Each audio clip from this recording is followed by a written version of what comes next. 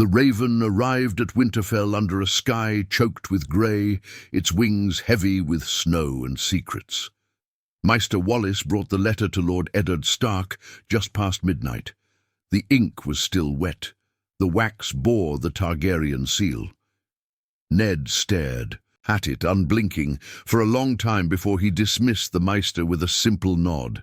He didn't break the seal until the fires in the hearth had died to glowing embers. Even then, his hands trembled slightly, not from fear, but from the weight of the decision that had been haunting him for weeks. The rebellion was faltering. Robert had taken a wound at Stony Sept. Jon Arryn had lost more than half his bannermen in the Vale. And Lyanna was gone, not dead. No raven bore such grim news, but neither had she been rescued. Rhaegar Targaryen had taken her, spirited her away into the mountains, perhaps to Dorne, perhaps to the godswood of some ancient and forgotten holdfast. And Ned, he had led men, killed Targaryen loyalists, sworn vengeance with every sword stroke. But what if she went willingly? That whisper had come first from Roose Bolton, with his cold smile and unreadable eyes. Perhaps she's not the damsel you think, my lord. Perhaps she found the dragon's fire warmer than her brother's cold honour. Ned had nearly struck him then, but the seed had been planted. Now the letter in his hand bore no threats, only promises, a meeting, a place. A voice he thought he hated calling him brother, Rhaegar. The hidden glade south of the neck was as still as death, no birdsong, no wind, only the sound of snow crunching beneath the hooves of two horses. Ned rode alone. His sword was sheathed. He found Rhaegar beside a weirwood tree, hood lowered, silver hair cascading down his shoulders. The prince looked tired but unafraid.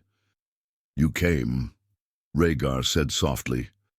"I came for Lyanna. And if she told you to end this war, that she came with me willingly," Ned's breath caught, "then she is a fool.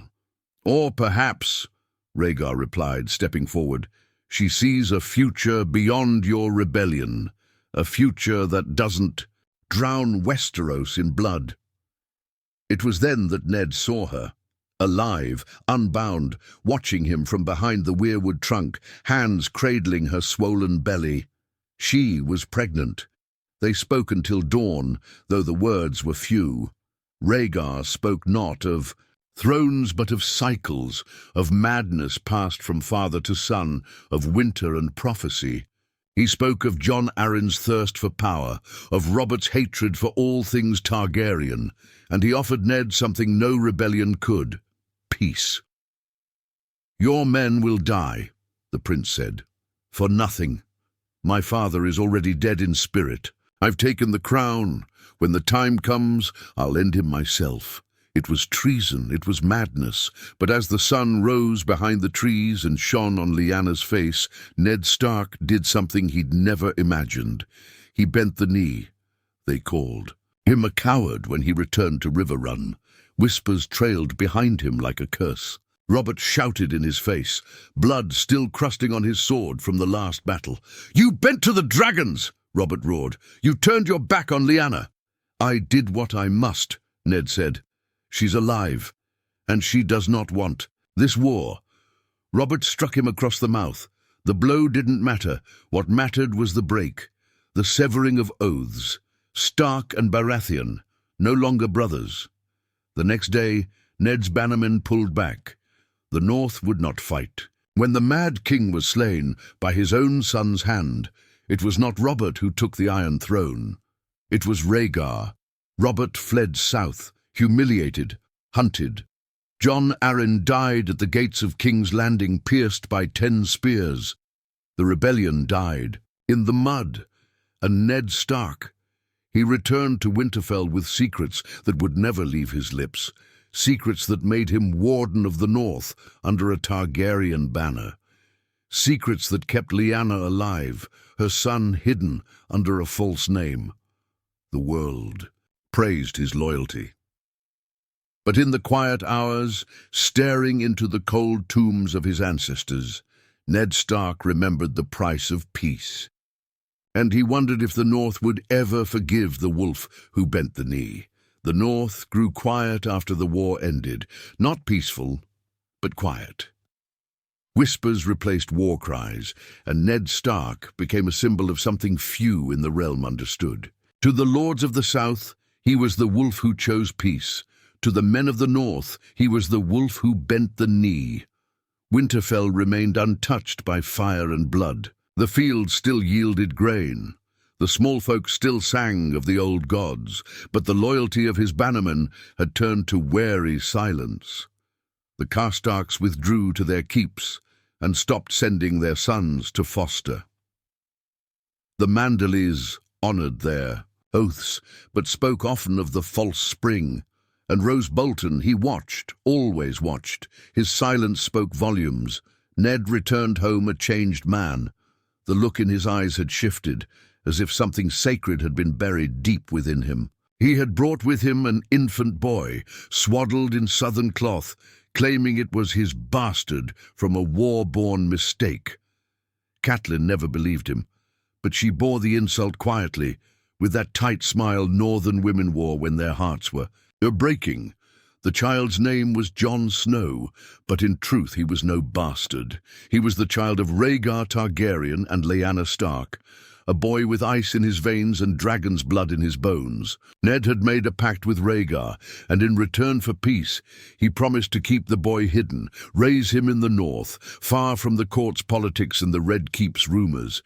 King's Landing thrived under Rhaegar, at least at first. The Mad King Aerys was quietly executed, poisoned in his chambers. Rhaegar did not mourn. He wore the crown like a man shouldering a burden, not bearing a prize. He married Elia Martell once more in ceremony, making her queen consort again, despite the scandal surrounding Lyanna. The Dornish were pacified, the Reach fell in line. And slowly, the realm began to heal. But Robert Baratheon was not finished. He fled to Storm's End, wounded but alive, gathering what forces he could. The rebellion that had failed him had carved out something deeper, a grudge as old as the hills. He would return. He promised it. Even as he vanished into the narrow sea, he left behind a warning. "You've given your sister to a dragon, Ned, and now you wear chains of silver. I'll be back, and I'll burn it all." In the years that followed, Ned served as Warden of the North, under a crown he did not love, a king he did not trust, and a peace he did not believe in. He travelled twice to King's Landing, once for Rhaegar's coronation, once for the funeral of Elia Martell, who died under suspicious circumstances 2 years later. That second visit chilled him. He found Lyanna in the Red Keep, thinner than before, eyes distant, no longer the wild flower of the North, but a pale ghost draped in velvet. She barely recognized him. She wanted love, Rhaegar had whispered. She found a kingdom instead. At Winterfell, Jon grew fast. He was strong, curious, and often too bold for his own good. Ned raised him as a Stark, but never truly embraced him. That distance was the cost of the lie. Catelyn despised the boy, and her coldness ran deep into Jon's soul. Robb, Bran, Arya, they accepted Jon in their own way, but Sansa asked questions. And Rickon cried when Jon was banished from family meals after a certain noble guest took offence at his presence. Still, Jon endured. His resilience frightened Ned sometimes. The boy had something burning inside him, like fire trying to burst through snow. One evening, when Jon was 10, Maester Luwin brought a message sealed in black wax. It was from the Citadel. Word had spread of strange sightings beyond the wall, pale walkers, shadows that killed, a cold that moved like smoke, and with it another. Raven from the capital, King Rhaegar requesting that Jon Snow be fostered in the Red Keep, said it was time the North stopped hiding its bastards, that Jon might serve as a squire to Prince Viserys. Ned burned the message without answering. That night he stood in the crypts beneath Winterfell, before Lyanna's tomb. "I gave you peace," he whispered, "but I fear I've damned us all." Back in Storm's End, Robert was stirring. His hatred had aged, but it had not dimmed. Word reached Ned of new alliances forming in the shadows, remnants of the old rebellion, houses that had never accepted Rhaegar's rule, whispers from Essos of exiled lords and lost dragons, and something worse, somewhere beyond the wall, something ancient was waking, a threat greater than dragons, greater than kings. The North would soon be tested, and so would Jon Snow. The snows came early that year. By autumn, the white had already swallowed the hills surrounding Winterfell. The Godswood was silent, blanketed under a sheet of frost so thick the leaves barely rustled. Jon stood beneath the heart tree, blade in hand, his breath steaming in the cold air as he repeated the words of the old knights. "The shield that guards the realms of men," he whispered. "Again!" came the voice of Sir Roderick, gruff and impatient. Jon gritted his teeth and raised the wooden practice sword once more. His hands were raw, the flesh torn from a week of drills. He moved through the forms faster now. Wolf's bite, boar's rush, falcon's sweep, each one striking against the ghost of a foe only he could see. Sir Roderick nodded, and that was rare praise. "You fight like someone with something." "To prove?" Jon lowered the sword. "Maybe I do." Later, after the training yard had emptied and Robb had returned to the Great Hall, Jon lingered in the stables. He liked the quiet there, liked talking to the horses. At least they didn't look at him with judgment in their eyes. Ghost, his pale direwolf, was curled beside a bale of hay watching him silently. The wolf never barked, never growled, just watched. Like it knew things Jon didn't. He pulled out a letter. He'd stolen it from his father's chambers a week ago, though the guilt had nearly undone him. It was addressed to Lord Stark, sealed in the sigil of House Targaryen. The words burned into his mind.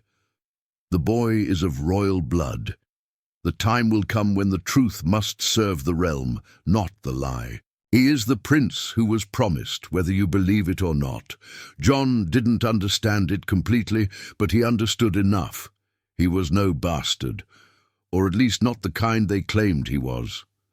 There was something hidden in his birth, something Lord Stark had buried like a sword in the snow. At supper that night, Ned watched Jon across the hall. The boy's eyes were changing, sharper. He was starting to ask questions with his silence.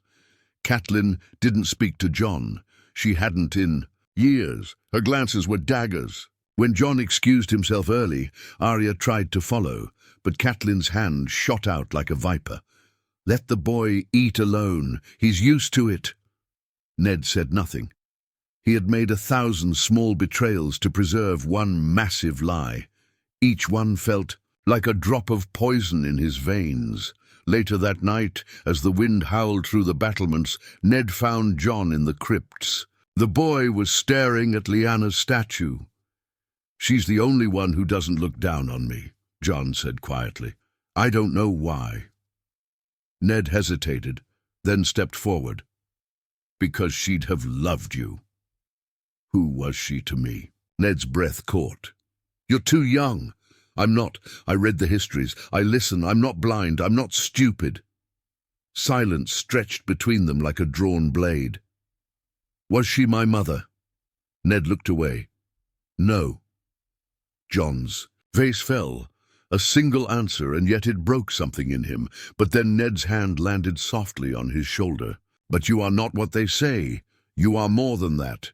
One day I will tell you everything." Far to the south, in the Stormlands, a rebellion was taking shape in the bones of the last. Robert Baratheon, older now, his beard streaked with grey, stood before a map of Westeros, drink in hand and fire in his belly. "The wolf bent the knee," he growled, "and the dragon has sat too long on my throne." Stannis stood beside him, silent as always, but it was Renly who spoke. "We'll need allies. Dorne has gone quiet.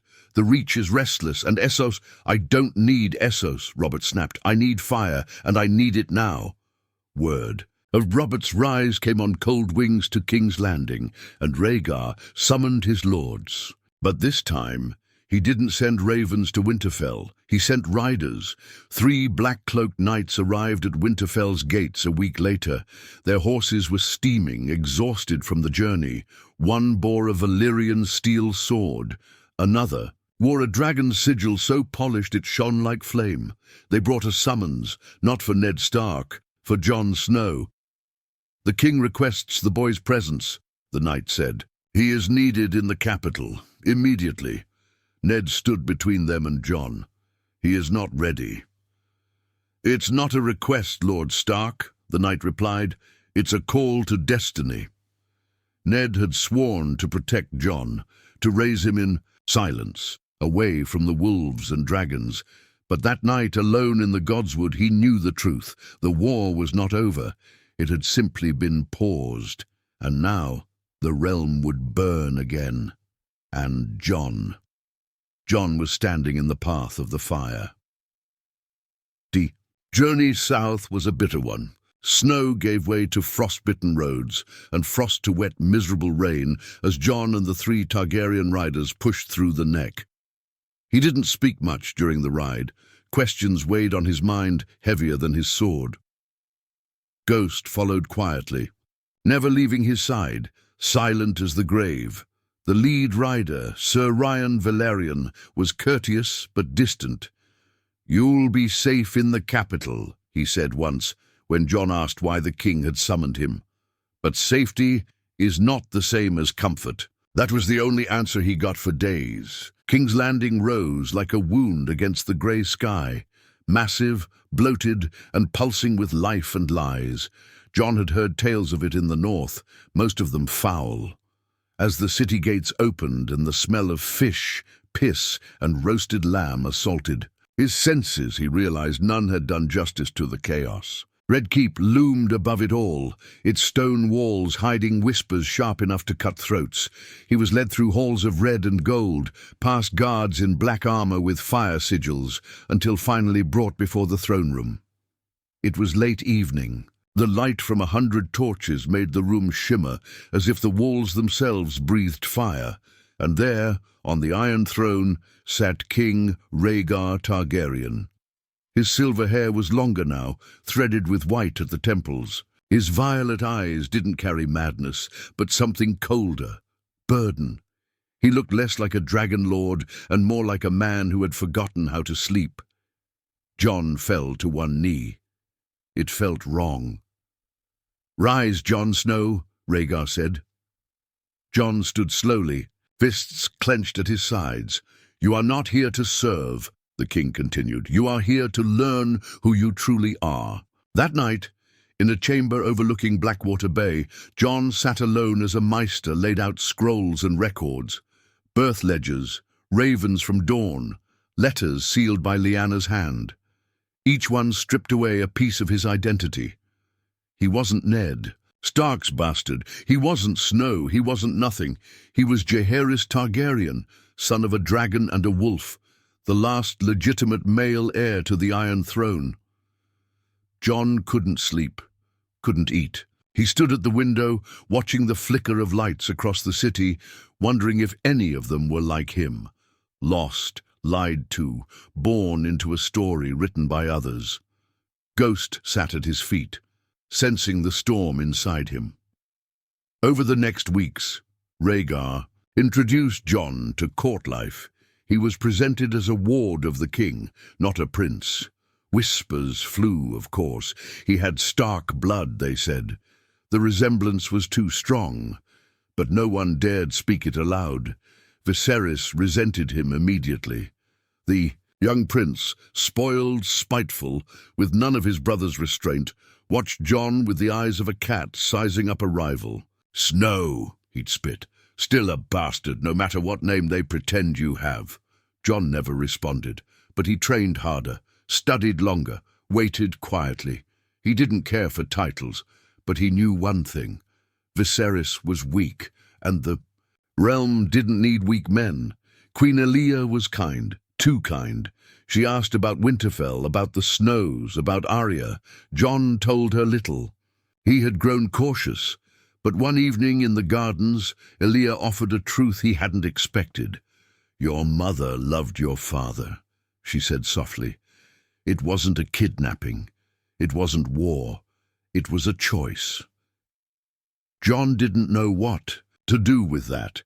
He had been raised in the North, where choices were things men died for. Here, choices turned into crowns. News came in short, sharp waves. Robert Baratheon had landed in the Stormlands again, this time with 5,000 men, and a fleet supplied by pirates from Lys. The Reach was in turmoil. Highgarden had not declared for Rhaegar, nor had it condemned Robert. The Tyrells were waiting, watching, and the Wall. The Night's Watch had sent a raven. Reports of dead men walking beyond the Wall were growing. Rangers had gone missing. A winter unlike any seen in centuries was coming, but no one at court cared. They were too busy preparing for a second war. Rhaegar summoned Jon again, this time in private. "You've seen the court. You know the lies we built this peace on. I will not live forever. When I fall, Viserys will not hold this realm together." Jon stared at the king. "Then you want me to take it?" "No," Rhaegar replied. "I want you to earn it. I want you to be ready, in case no one else is." Jon shook his head. "I didn't ask for this." "Neither did I," the king said. "But fate doesn't care what we ask for, only what we do with it." As the moon rose high above the capital, Jon stood on a balcony overlooking the city that might one day be his. He didn't feel like a prince. He didn't feel like a Stark or a Targaryen. He felt like a boy standing on the edge of a blade, and the realm was about to fall onto it. The first fires lit the southern skies days before the ravens brought word. Robert Baratheon's forces had broken through the garrison at Summerhall. The Reach had declared neutrality again.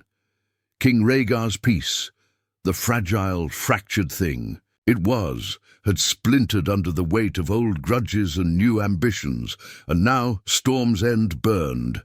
Jon, Jaehaerys, as Rhaegar now called him, stood beside the king as they reviewed the war map. Robb Stark had not responded to letters. The North remained silent. Ned Stark had withdrawn to Winterfell, taking no part in the southern chaos. Some called him a coward. Others whispered he was waiting. Jon knew better. His father, no, the man who raised him, wasn't afraid. He was watching, judging, waiting to see if the boy he called son would become a monster. The fighting spread fast. Robert had no claim, but he had a cause. His banners flew high and wild, wolves, moons, even griffins and crows, disparate houses bound by a shared hatred of the Targaryen name.